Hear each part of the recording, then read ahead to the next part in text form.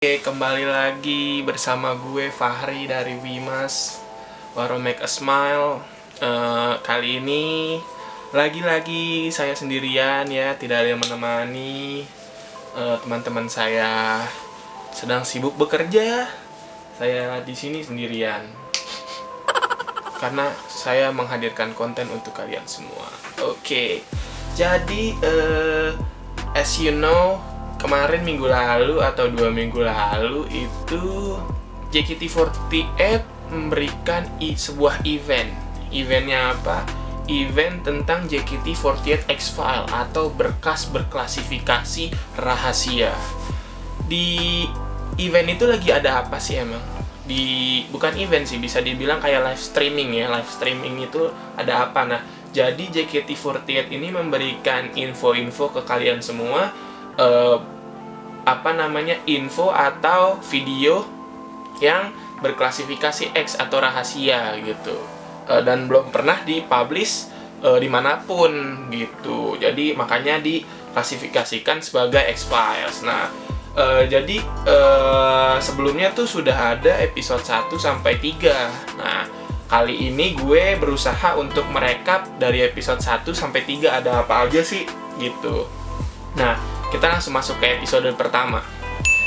Jadi di episode pertama itu, di JKT48 X-File episode pertama itu ada cuplikan video first anniversary konser di bulu tangkis, di hall bulu tangkis Senayan. Nah, itu first anniv itu terjadi pada pada bulan Desember 2012. Nah, itu ada rekapan-rekapan pembentukan tim J, lalu perkenalan generasi kedua waktu itu yang belum official ya, masih grand finalist gitu. Dan uniknya waktu itu di first anniv itu setiap penonton bakal dapat kaset kayak gini nih. Ada 4 CD sampel yang JKT48 sering bawakan dulu di live kayak di Dasyat atau di stasiun TV manapun gitu. Nah, yang pertama ada Heavy Rotation, lalu ada Kimi no Kotoga Tsukidakara, lalu ada Baby Baby sama Ponytail to Shushu gitu. Lanjut, yang kedua di X-Files ada video mitos nih. Video mitos, apakah video mitos itu? Video mitos itu sempat digadang-gadang waktu itu, selain MV Heavy Rote ya, pada tahun 2012 itu akan keluar MV, tapi nyatanya enggak. Nah, video MV itu yaitu MV Kimi no Kotoga Tsukidakara gitu. Itu masih nggak tahu sih kenapa tidak ditayangkan, katanya sih karena gara-gara ada di MV itu ada satu member yang sudah keluar gitu, makanya tidak jadi ditayangkan. Hanya ditayangkan baru sekarang nih 2020, udah sekitar 8 tahun lah, sekitar 8 tahunan. Dan Seifuku yang dipakai untuk proses syuting itu Seifuku Flower gitu. Lalu di X-Files episode 1 ada Kaleidoscope. Kan waktu itu sempet ada tuh di YouTube, cuman stuck sampai Juli kalau nggak salah, stuck sampai yang akustik itu diskors kan waktu itu. Nah, di Kaleidoscope yang episode 1 ini ada pembahasan tentang sirkus Tegal, lalu sirkus di Malang, lalu ada pengumuman Shinka graduate, lalu ada janji tim J. Waktu itu kan Yupi sudah mengumumkan graduate, jadi sebagai timbal balik tim J untuk Yupi, tim J ingin membuat konser sendiri itu, tidak membawa nama JKT48 tapi konser tim J beserta graduation show-nya si Yupi gitu. Lalu ada JR-nya. Habis itu ada yang unik nih, jadi mereka calling Shinka, Juliani sama Ratu Vini. Itu ada yang diomongin lah. Mungkin kalau gue jelasin obrolannya agak panjang, jadi kita next ke episode keduanya. Di episode kedua itu ada cuplikan video second anniversary kan. Kalau yang episode pertama tadi ngebahasnya first anniversary itu di hall bulu tangkis. Kalau yang second anniv udah lumayan fancy sih di JCC, di yang hall, yang stadium hall itu yang gede. Nah, itu. Lalu ada pembahasan first anniv Tim K3 konser di Hall A Basket Senayan gitu. Jadi waktu itu pada tahun itu ya, kayak sekitar 2013 deh kayak 2013 atau 2014 gitu. Nah, tim K3 ini ulang tahun yang pertama. Nah, mereka menginginkan ada konser tim gitu, tim sendiri. Jadi mereka ditantang kalau bisa ngumpulin 1000 penonton, lo boleh bikin konser gitu. Lalu ada cuplikan tentang konser Jangan Kasih Kendor tuh tahun 2017. Gue nggak nonton sih karena gue kan waktu itu sedang vakum ya dari 2000. Gue kan vakum 2016an sampai awal tahun ini baru balik lagi nih gara-gara corona. Kalau Jangan Kasih Kendor ini sebenarnya udah ada sih di YouTube karena gue udah pernah lihat di YouTube cuplikannya. Jadi mereka tuh bikin konser unik. Kenapa unik? Karena pertama di Gor Seskoal kan Gor TNI itu. Habis itu mereka juga dikasih tantangan dapat berapa nih untuk konser kali ini, dan didapatkan sebanyak 2.217 penonton. Itu banyak banget sih untuk Gor tuh kayak penuh banget. Dan uniknya konser itu waktu itu mereka membawakan lagu-lagu yang kayak di aransemen ulang, kayak di speednya dikali 2, lalu ada performance dance tapi matanya ditutup. Habis itu kalau nggak salah ada yang di reverse, jadi kebalikannya, dance-nya kebalikannya dari yang seharusnya gitu. Lalu ada konser K3 versus K3. Nah, konser K3 versus K3 ini salah satu jadi titik balik gue buat nonton JKT lagi gitu, buat mengulik lagi JKT. Nah, ini juga unik. Kenapa konser K3 versus K3 ini unik? Karena mereka mengusung konsep 2 panggung, jadi dua sisi panggung. Jadi kan biasanya kalau panggung kan cuma ngadep penonton. Nah, ini penontonnya 2 karena di Gor Bulungan itu kan gor basket ya. Nah, basket itu kan kanan kiri, jadi mereka konsepnya 2 panggung, jadi ada dua penonton gitu, dua sisi penonton maksudnya. Lalu masuk ke X-Files-nya beneran nih. X-Files-nya beneran. Kenapa X-Files? Jadi di X-Files yang episode 2 ini ditayangkannya BTS atau behind the scenes dari musik video Manatsu no Sounds Good gitu. Kenapa kok Manatsu, Bang? Nah, di BTS Manatsu no Sounds Good ini tiba-tiba ada salah satu member yang yang bukan Senbatsu tapi ada di BTS-nya. Siapa dia? Nah, dia itu Viviana Apriani. Padahal dia tidak ada di Senbatsu Manatsu no Sounds Good itu loh. Kenapa? Jadi waktu itu berdasarkan yang gue tonton katanya, jadi kan sebenarnya tempat syutingnya itu syutingnya ada 2 tempat, ada di Malaysia sama di Bali. Nah, yang di Bali itu Fiona di-tag video udah aman, clear. Terus pas mau ke Malaysia, ternyata Viviana motong rambut nih jadi pendek banget, yang awalnya panjang. Nah, terus mungkin manajemen nggak suka atau gimana, atau beda kan, karena yang tag pertama rambutnya panjang, kok tag kedua rambutnya pendek. Wah, ini kan udah nggak wajar gitu loh.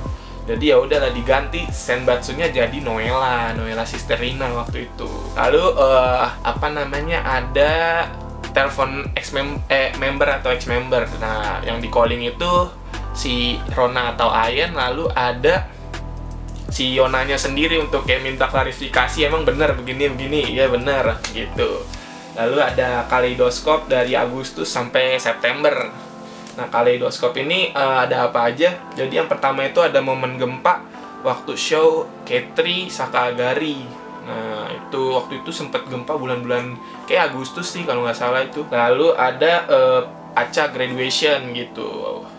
Kayaknya last show Acha Graduation di teater. Lalu ada GR AKB48 Group Asia Festival di Shanghai. Habis itu lalu ada GR Seifuku Nome Team T.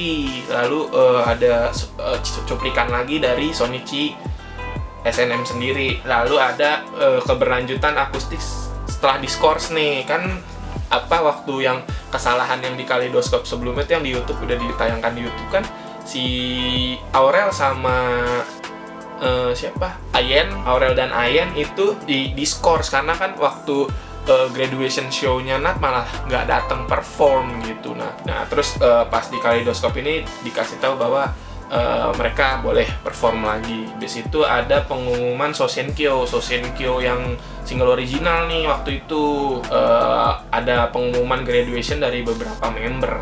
Yang member kelopak-kelopak bunga sakura ada yang mengumumkan bahwa mereka ingin graduation. Oke, jadi kita lanjut ke episode 3 dari JKT48 X-Files. Di episode ketiga itu ada apa sih? Jadi di episode ketiga itu berkas klasifikasi X-nya itu ada MV Beginner. Jadi ditayangkan MV Beginner yang seharusnya konsep awal tapi jadi tidak ditayangkan karena konsepnya itu tentang kayak member-member tuh diculik gitu loh. Jadi kayak ada perseteruan antara dua belah kubu. Nah, jadi salah satu kubu menculik kubu lainnya. Nah, waktu itu kan Beginner kalau nggak salah itu rilisnya tahun 2015, dan tahun 2015 itu katanya ada kasus mengenai penculikan, makanya MV tersebut tidak jadi ditayangkan karena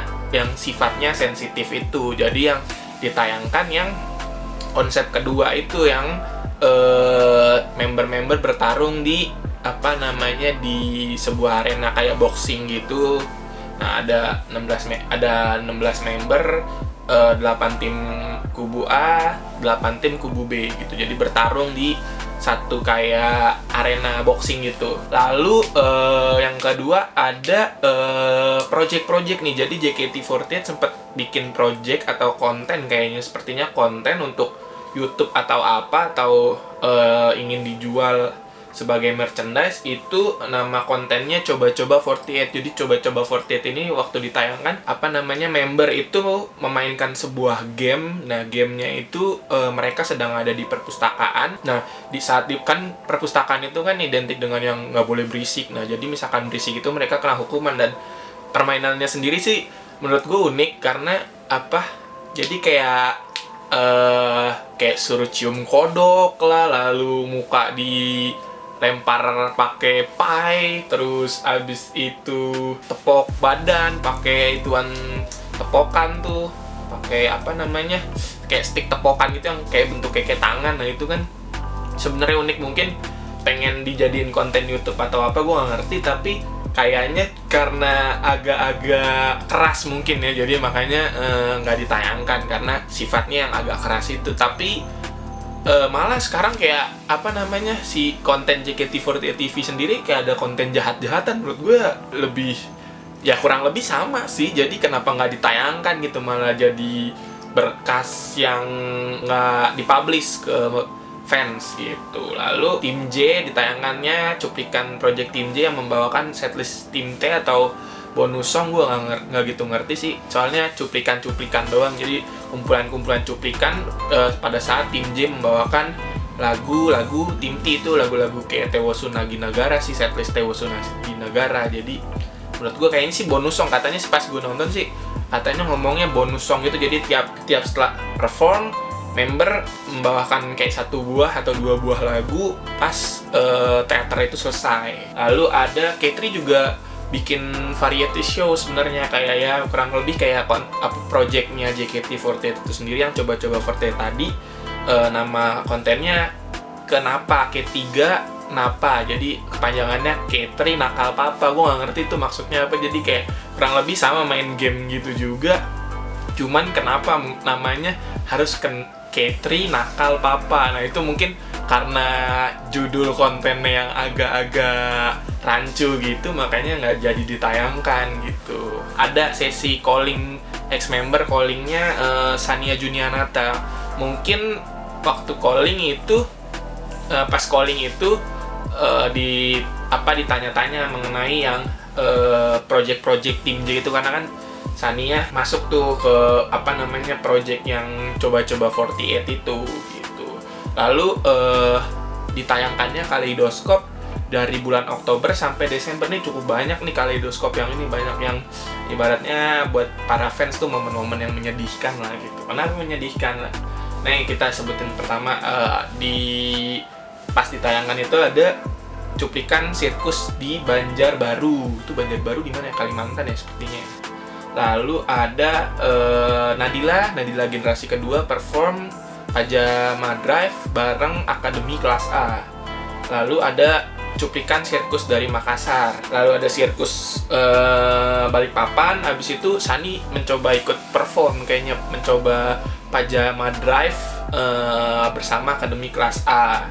Gitu. Lalu ada penayangan di sirkus Medan. Habis itu ada Hasya Kila Utami yang Lasio Teater Seifuku no Me. Kayaknya belum Seifuku no Me deh, kayaknya masih waiting stage kayaknya. Terus Feni perform Pajadora atau Pajama Drive. Feni juga ikutan, mungkin kayak kepo kali ya, pengen nyoba gitu. Udah lama nggak bawain, karena kan yang nyobain tuh yang generasi udah bisa dibilang sepuh lah, generasi 2, generasi 3. Lalu ada penayangan perform JKT48 di Finhex 2019. Lalu ada JR dari Wisuda Kelopak. Ini yang gue bilang kenapa jadi momen-momen sedih buat para fans, karena kan graduation yang paling banyak member pada suatu momen gitu. Jadi bukannya 1 atau 2 member yang grad, tapi langsung 9 member grad di hari yang bersamaan, di konser yang bersamaan gitu.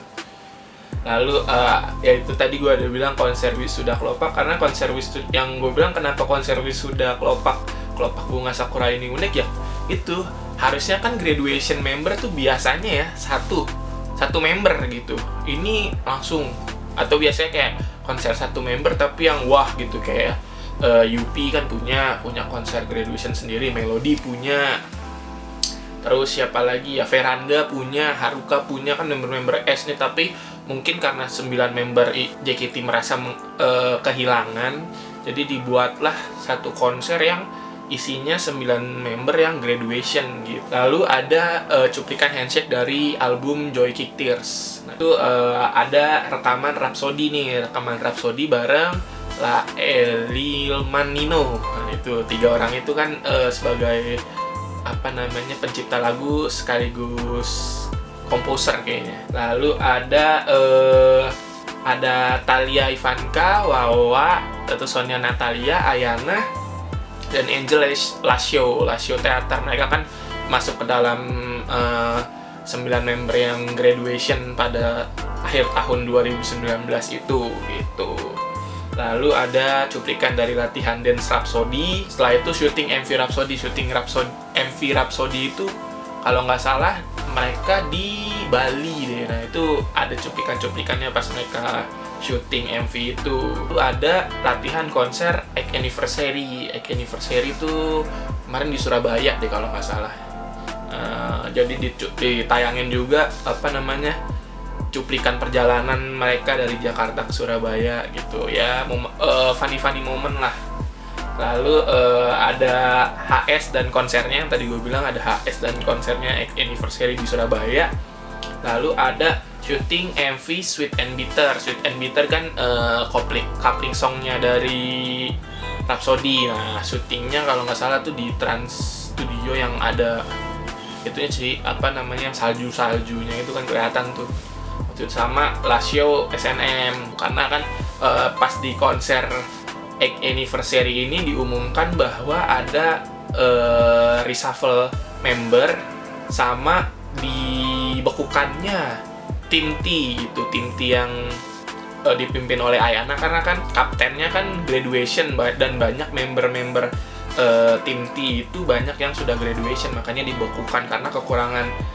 Selain kekurangan member untuk perform, mereka juga belum mempunyai kandidat tim T yang baru, sehingga tim T itu harus dibekukan untuk sementara waktu gitu. Nah, makanya diadakannya last show pada bulan Desember 2019 itu, dan sekaligus membekukan tim T yang pada waktu itu, belum tim T yang baru ya. Oke, jadi segitu aja rekapan dari JKT48 X-File dari episode 1 sampai episode 3. Panjang kan, banyak banget sebenarnya. Ya orang 3 episode, jadi gue rekap jadi 1 biar kalian tahu sih apa aja sih waktu JKT48 X-File ini ditayangkan, apa aja yang diberikan oleh manajemen ke fans. Sekian dari gue, jangan lupa like, komen, subscribe, serta share ke teman-teman kalian sesama fans JKT atau bukan fans JKT juga boleh, karena kan fandom ini seru gitu loh. Jadi buat kalian yang mungkin pengen tahu atau ingin mengenal lebih dalam tentang JKT48, boleh di-share gitu. Jadi gue Fahri dari Waromika Smile, sampai jumpa.